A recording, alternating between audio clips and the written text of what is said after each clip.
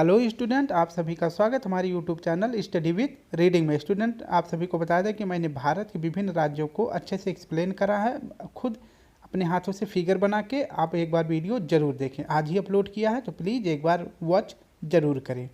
और स्टूडेंट, आप सभी को बता दें कि जिन्होंने लूसेंट के मैराथन क्लासेज जो कि हिंदी के, इतिहास का, भूगोल और इसके बाद पॉलिटी, हर एक सब्जेक्ट के मैराथन क्लास हमने 100 क्वेश्चन अपलोड कर दिया है, जो कि यूपी पुलिस के लिए, यूपी ट्रिपल एससी के लिए बहुत ही लाभदायक होगा। स्टूडेंट, एक बार आप सभी से प्लीज़ रिक्वेस्ट है कि वीडियो ज़रूर देखें। और आज की वीडियो को शुरू करने से पहले आप सभी एक बार वीडियो को लाइक करें, शेयर करें और कमेंट करें। जिन्होंने अभी तक सब्सक्राइब नहीं किया तो प्लीज़ सब्सक्राइब कर लें। तो चलिए शुरू करते हैं आज के अपने पहले प्रश्न को। पहला प्रश्न है, संविधान सभा की सलाहकार समिति के अध्यक्ष कौन थे? आपको बताना है। इसके लिए आपको 5 सेकंड का टाइम भी दिया जाएगा। संविधान सभा की सलाहकार समिति के अध्यक्ष कौन थे? तो इसका सही जवाब हो जाएगा BN राव। कौन थे? तो BN राव संविधान सभा की सलाहकार समिति के अध्यक्ष थे। नेक्स्ट है कि संविधान सभा की झंडा समिति के अध्यक्ष कौन थे? संविधान सभा की झंडा समिति के अध्यक्ष कौन थे? दिन भर में आपको एक मैराथन क्लास वन लाइनर प्रश्नों का दिया जाएगा। तो बताएं इसका सही जवाब क्या हो जाएगा? झंडा समिति के अध्यक्ष थे डॉक्टर राजेंद्र प्रसाद। नेक्स्ट प्रश्न देख लेते हैं, संविधान के मौलिक कर्तव्यों का विचार किस देश के संविधान से लिया गया है? मौलिक कर्तव्यों का विचार किस देश से लिया गया है? आपको सही जवाब बताना है। इसका सही जवाब क्या हो जाएगा? तो सही जवाब हो जाएगा रूस के संविधान से मौलिक कर्तव्य का विचार लिया गया है।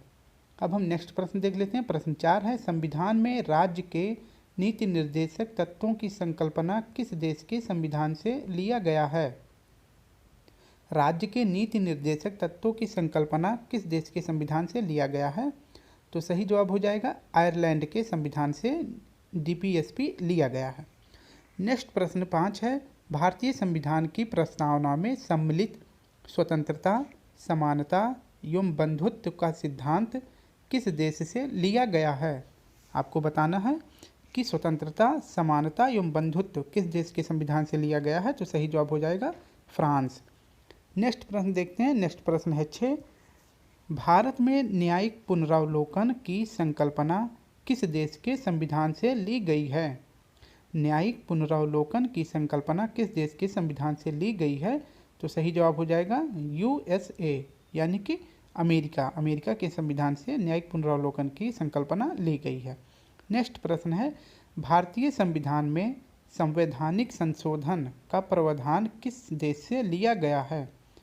जो संविधान में संशोधन किया जाता है, यह विधि किस संविधान से लिया गया है, मतलब किस देश से लिया गया है? तो सही जवाब हो जाएगा दक्षिण अफ्रीका के संविधान से लिया गया है। नेक्स्ट प्रश्न है, भारतीय संविधान में आपातकालीन उपबंध किस देश के संविधान से लिया गया है? आपातकालीन उपबंध किस देश के संविधान से लिया गया है? तो इसका सही जवाब क्या हो जाएगा? इसका सही जवाब हो जाएगा जर्मनी के संविधान से आपातकालीन उपबंध लिया गया है। नेक्स्ट प्रश्न है 9, भारतीय संघात्मक व्यवस्था किस देश के संविधान से लिया गया है? संघात्मक व्यवस्था किस देश के संविधान से लिया गया है? तो आपका सही जवाब हो जाएगा कनाडा। कहाँ से लिया गया है? संघात्मक व्यवस्था या कनाडा से लिया गया है। नेक्स्ट प्रश्न है, भारत के संविधान में समवर्ती सूची किस देश से लिया गया है? समवर्ती सूची की अवधारणा किस देश के संविधान से ली गई है? तो इसका सही जवाब हो जाएगा ऑस्ट्रेलिया। ठीक है, मैं पहले ही बता दिया। तो इसका सही जवाब क्या हो जाएगा? समवर्ती सूची की अवधारणा ऑस्ट्रेलिया से लिया गया है। नेक्स्ट प्रश्न है, भारतीय संविधान में निहित विधि द्वारा स्थापित प्रक्रिया किस देश के संविधान से लिया गया है? विधि द्वारा स्थापित प्रक्रिया यह किस देश के संविधान से लिया गया है? आपका सही जवाब हो जाएगा जापान। छोटा सा मैप मैंने बनाया भी है, तो जापान के संविधान से लिया गया है।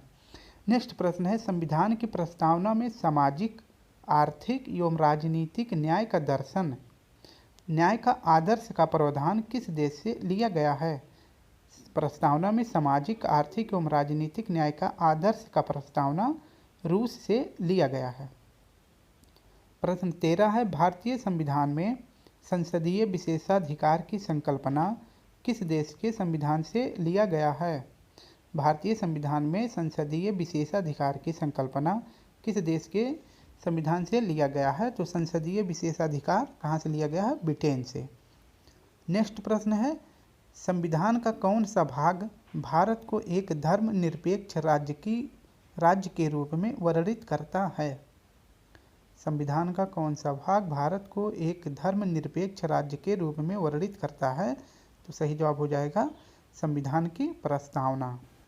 प्रश्न 15 है, संवैधानिक उपचारों का अधिकार संविधान के किस अनुच्छेद में वर्णित है? संवैधानिक उपचारों का अधिकार संविधान के किस अनुच्छेद में वर्णित है? इसका सही जवाब क्या हो जाएगा? इसका सही जवाब हो जाएगा अनुच्छेद 32 में। अनुच्छेद 32 में संवैधानिक उपचारों का अधिकार वर्णित है। प्रश्न 16 है, द्वितीय गोलमेज सम्मेलन में किस महिला ने भाग लिया था? द्वितीय गोलमेज सम्मेलन में किस महिला ने भाग लिया था? जो गोलमेज सम्मेलन हो रहा था यह ब्रिटेन में हो रहा था और इसमें भारत की तरफ से कौन भाग ली थी? तो सरोजिनी नायडू जी ने भाग लिया था द्वितीय गोलमेज सम्मेलन में। नेक्स्ट प्रश्न है, सांप्रदायिक निर्वाचन प्रणाली को भारत में किस अधिनियम के माध्यम से लागू किया गया था? सांप्रदायिक निर्वाचन प्रणाली को भारत में किस अधिनियम के माध्यम से लागू किया गया था? तो यह अधिनियम था 1909 ईस्वी का और किसके शासनकाल में आया था? मार्ले मिंटो के। ठीक है। नेक्स्ट प्रश्न है, 18 सिविल सेवा में चयनित होने वाले पहले भारतीय कौन थे? सिविल सेवा में चयनित होने वाले पहले भारतीय कौन थे? आपका टाइम स्टार्ट हो जाता है। तो इसका सही जवाब क्या हो जाएगा?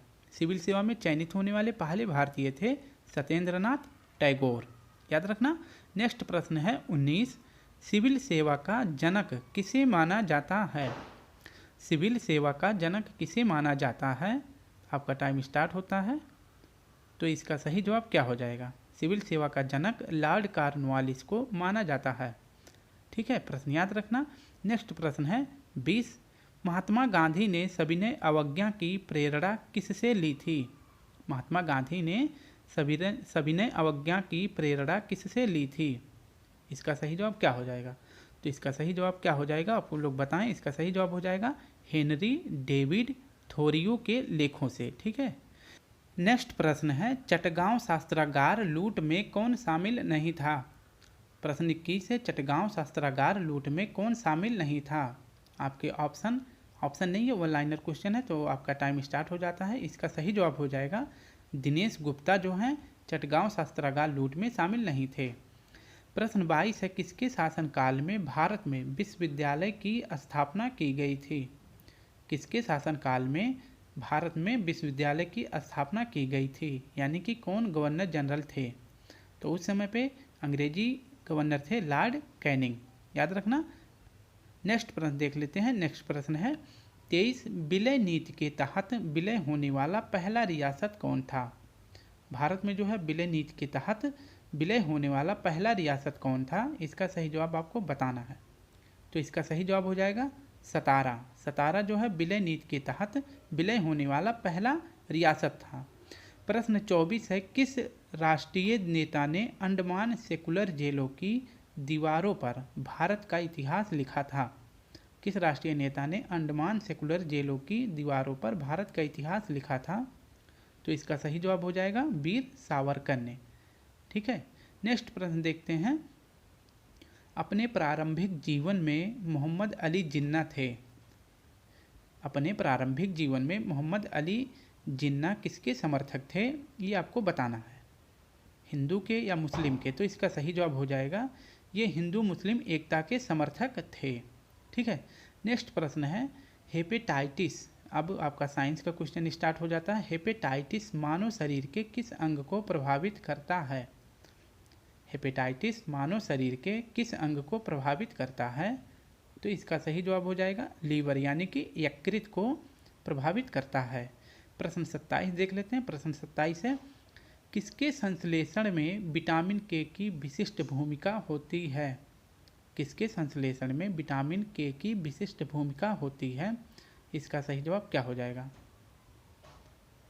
तो इसका सही जवाब हो जाएगा प्रोथ्रोम्बिन। क्या हो जाएगा? प्रोथ्रोम्बिन। नेक्स्ट प्रश्न देख लेते हैं, पौधों व जंतुओं में कार्बोहाइड्रेट का संचयन किस रूप में होता है? पौधों व जंतुओं में कार्बोहाइड्रेट का संचयन किस रूप में होता है? तो इसका सही जवाब बताएं क्या हो जाएगा। इसका सही जवाब हो जाएगा पौधों में स्टार्च के रूप में और जंतुओं में ग्लाइकोजन के रूप में। नेक्स्ट प्रश्न है, प्रोटीन की अधिकतम मात्रा किसमें पाई जाती है? प्रश्न 29 है, प्रोटीन की अधिकतम मात्रा किसमें पाई जाती है? दाल में, सोयाबीन में या फिर चावल में? तो सबसे ज़्यादा पाया जाता है सोयाबीन में। नेक्स्ट प्रश्न देखते हैं, प्रश्न है 30, अल्फा केराटिन नामक प्रोटीन शरीर के किस अंग में पाया जाता है? प्रोटीन से बनने वाले जितने भी प्रश्न होंगे आज क्लियर कर देंगे। तो बताएं कि अल्फा केराटिन नामक प्रोटीन शरीर के किस अंग में पाया जाता है? तो इसका सही जवाब हो जाएगा त्वचा में, स्किन में जो है अल्फा केराटिन नामक प्रोटीन पाया जाता है। प्रश्न 31 है, गेहूं में कौन सा प्रोटीन पाया जाता है? गेहूं में कौन सा प्रोटीन पाया जाता है ये आपको बताना है। इसका सही जवाब क्या हो जाएगा? गेहूं में कौन सा प्रोटीन पाया जाता है? तो इसका सही जवाब हो जाएगा ग्लूटेन। ठीक है, गेहूं में ग्लूटेन पाया जाता है। नेक्स्ट प्रश्न है, पालक के पत्ते में किस पोषक तत्व की मात्रा सबसे अधिक होती है? पालक के पत्ते में किस पोषक तत्व की मात्रा सबसे अधिक होती है? तो इसका सही जवाब हो जाएगा लोहा, यानी आयरन की मात्रा पालक के पत्ते में अधिक होती है। नेक्स्ट प्रश्न है, कौन सा एंजाइम्स दुग्ध प्रोटीन को पचाने में सहायक है? कौन सा एंजाइम्स दुग्ध प्रोटीन को पचाने में सहायक है, यानी दूध को पचाने में कौन सा प्रोटीन एंजाइम सहायक है? तो इसका सही जवाब हो जाएगा रेनिन। रेनिन जो है यह दुग्ध प्रोटीन को पचाने में मदद करता है। नेक्स्ट प्रश्न है, मानव अंग में विटामिन ए किस अंग में भंडारित होता है? यानी मानव अंग में विटामिन ए कहाँ पर संचयित होता है? इसका सही जवाब आपको बताना है। तो विटामिन ए संचयित होता है लीवर में, यानी यकृत में जो है विटामिन ए जो है भंडारित होता है। नेक्स्ट प्रश्न है, अधिकांश प्राणियों के जीवित पदार्थ का लगभग 80% पदार्थ है। जो प्राणी जीवित होते हैं उनका लगभग 80% पदार्थ क्या होता है? तो इसका सही जवाब हो जाएगा प्रोटीन। प्रोटीन जो है यह प्राणियों के जीवित पदार्थ का लगभग 80% पदार्थ होता है। नेक्स्ट प्रश्न है, सेब का हृदय रोगियों के लिए विशेष महत्व क्यों है? हृदय रोगियों के लिए सेब का महत्व क्यों है ये आपको बताना है। तो सेब जो है हृदय रोगियों के लिए महत्वपूर्ण होता है क्योंकि उसमें जो है पोटेशियम का स्रोत होने के कारण। नेक्स्ट प्रश्न देख लेते हैं, मानव शरीर में किस पोषक तत्व की कमी के कारण शारीरिक वृद्धि धीमी हो जाती है? मानव शरीर में किस पोषक तत्व की कमी के कारण शारीरिक वृद्धि धीमी हो जाती है? तो इसका सही जवाब हो जाएगा प्रोटीन। प्रोटीन की कमी के कारण शारीरिक वृद्धि धीमी से होने लगती है। प्रश्न 38 है, विटामिन ए का मुख्य स्रोत क्या है? विटामिन ए का मुख्य स्रोत क्या है? इसका आपको सही जवाब बताना है। आपका टाइम स्टार्ट हो जाता है। 3, 2, 1। इसका सही जवाब हो जाएगा दूध। विटामिन ए का मुख्य स्रोत है दूध। नेक्स्ट प्रश्न देख लेते हैं, प्रोटीन और वसा दोनों की प्रचुरता किस खाद्य पदार्थ में होती है? प्रोटीन और वसा दोनों की प्रचुरता किस खाद्य पदार्थ में होती है? इसका सही जवाब आपको बताना है। इसका सही जवाब हो जाएगा मूंगफली। मूंगफली में प्रोटीन और वसा दोनों होते हैं। नेक्स्ट प्रश्न है, शरीर में ऊतकों का निर्माण किस पोषक तत्व से होता है? शरीर में ऊतकों का निर्माण किस पोषक तत्व से होता है? इसका सही जवाब बताएं। इसका सही जवाब हो जाएगा प्रोटीन। शरीर में ऊतकों का निर्माण पोषक तत्व से होता है, वह है प्रोटीन। नेक्स्ट प्रश्न है, किस विटामिन को हार्मोन माना जाता है? किस विटामिन को हार्मोन माना जाता है? इसका आपको सही जवाब बताना है। किस विटामिन को हार्मोन माना जाता है? तो विटामिन डी को जो है ये हार्मोन विटामिन माना जाता है। नेक्स्ट प्रश्न देख लेते हैं 42, कौन सा एंजाइम प्रोटीन के पाचन में सहायक है? कौन सा एंजाइम प्रोटीन के पाचन में सहायक है? तो इसका सही जवाब क्या हो जाएगा? तो प्रोटीन के पाचन में सहायक है ट्रिप्सिन। क्या सहायक है? ट्रिप्सिन। नेक्स्ट प्रश्न देख लेते हैं, प्रश्न है 43, सामान्य क्रियाशील महिलाओं के लिए प्रोटीन की उपयुक्त दैनिक मात्रा कितनी होनी चाहिए। जो महिलाएं कार्य करती हैं उनके लिए प्रोटीन की मात्रा कितनी होनी चाहिए, तो इसका सही जवाब हो जाएगा लगभग 45 ग्राम। ठीक है, नेक्स्ट प्रश्न देख लेते हैं। लार किसके पाचन में सहयोग करता है। जो लार होता है वह किसके पाचन में सहयोग करता है, आपको इसका सही जवाब बताना है। तो इसका सही जवाब हो जाएगा स्टार्च। ठीक है, लार किसके पाचन में सहायक होता है, तो सही जवाब हो जाएगा स्टार्च। नेक्स्ट प्रश्न देख लेते हैं। प्रश्न है 45। अलसी यानी तीसी, अलसी या तीसी किसका प्रचुर स्रोत है। जो तीसी होता है खेतों में उगाया जाता है, यह किसका प्रचुर स्रोत होता है, आपको बताना है। तो इसका सही जवाब हो जाएगा, यह जो है प्रचुर मात्रा में होता है ओमेगा 3 वसीय अम्ल का। प्रश्न है, भारत की संविधान सभा की पहली बैठक कब हुई थी। भारत की संविधान सभा की पहली बैठक कब हुई थी, तो इसका सही जवाब बताएं क्या हो जाएगा। तो इसका सही जवाब हो जाएगा 9 दिसंबर 1946 में संविधान सभा की पहली बैठक हुई थी। नेक्स्ट प्रश्न है, मानव शरीर में पाचन की अधिकांश क्रिया किस अंग में होती है। मानव शरीर में पाचन की अधिकांश क्रिया किस अंग में संपन्न होती है, तो इसका सही जवाब बताएं क्या हो जाएगा। तो इसका सही जवाब हो जाएगा छोटी आंत में। नेक्स्ट प्रश्न देख लेते हैं। प्रश्न है 48। दूध किस बैक्टीरिया के कारण खराब हो जाता है। दूध जो है वह किस बैक्टीरिया के कारण खराब हो जाता है, इसका सही जवाब आपको बताना है। इसका सही जवाब हो जाएगा लैक्टोबैसिलस। लैक्टोबैसिलस के कारण जो है दूध खराब हो जाता है। नेक्स्ट प्रश्न है, कैसिमिर फंक ने किस पोषक तत्व की खोज की थी। कैसिमिर फंक ने किस पोषक तत्व की खोज की थी, इसका आपको सही जवाब बताना है। तो इसका सही जवाब हो जाएगा विटामिन की खोज, और कब किए थे, तो 1911 ईस्वी में। नेक्स्ट प्रश्न देख लेते हैं। प्रश्न है 50।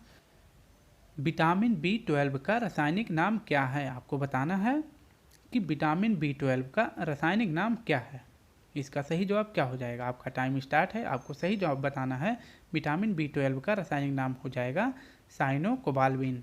ठीक है, याद रखना। नेक्स्ट प्रश्न देख लेते हैं। प्रश्न 51 है, हमारी आकाशगंगा दुग्ध मेखला किस आकार की है।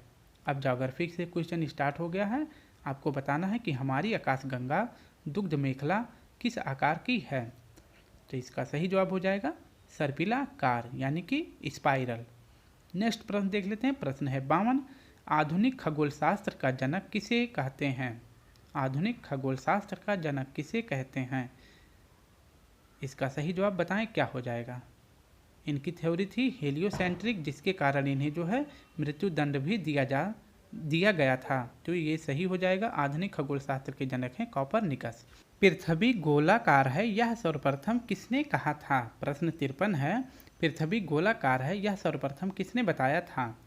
आपका टाइम स्टार्ट हो जाता है, आपको सही जवाब बताना है। इसका सही जवाब हो जाएगा पाइथागोरस। पाइथागोरस ने बताया था पृथ्वी गोल है। नेक्स्ट प्रश्न देख लेते हैं। प्रश्न है 54। मंदाकिनी का सबसे चमकीले और ठंडे तारों का क्षेत्र कौन सा है। मंदाकिनी का सबसे चमकीले और ठंडे तारों का क्षेत्र कौन सा है, इसका सही जवाब बताएं क्या हो जाएगा। इसका सही जवाब हो जाएगा ओरियन नेबुला। ओरियन नेबुला यह सबसे ठंडा क्षेत्र है। नेक्स्ट प्रश्न है 55। सूर्य की ऊर्जा किस क्रिया से उत्पन्न होती है। सूर्य में जो ऊर्जा उत्पन्न होती है वह किस क्रिया के माध्यम से उत्पन्न होता है, इसका सही जवाब बताना है आपको। प्रश्न 55 है, तो इसका सही जवाब हो जाएगा नाभिकीय संलयन के द्वारा सूर्य में ऊर्जा उत्पन्न होती है। नेक्स्ट प्रश्न देख लेते हैं। प्रश्न है 56। सूर्य से सबसे निकट स्थित तारे प्रॉक्सिमा सेंचुरी की दूरी कितनी है। सूर्य से सबसे निकट स्थित तारा प्रॉक्सिमा सेंचुरी, इसकी दूरी कितनी है सूर्य से, तो इसका सही जवाब हो जाएगा 4.24 लाइट ईयर यानी प्रकाश वर्ष। नेक्स्ट प्रश्न है 57। पृथ्वी अपने परिक्रमा पथ में लगभग किस माध्य वेग से सूर्य का चक्कर लगाती है। पृथ्वी अपने परिक्रमा पथ में लगभग किस माध्य वेग से सूर्य का चक्कर लगाती है, इसका सही जवाब हो जाएगा 29.9 किलोमीटर पर सेकेंड। नेक्स्ट प्रश्न है 58। दिन रात किस कारण होते हैं? पृथ्वी पर दिन रात किस कारण होते हैं, इसका सही जवाब बताना है। टाइम आपका स्टार्ट है, तो इसका सही जवाब क्या हो जाएगा?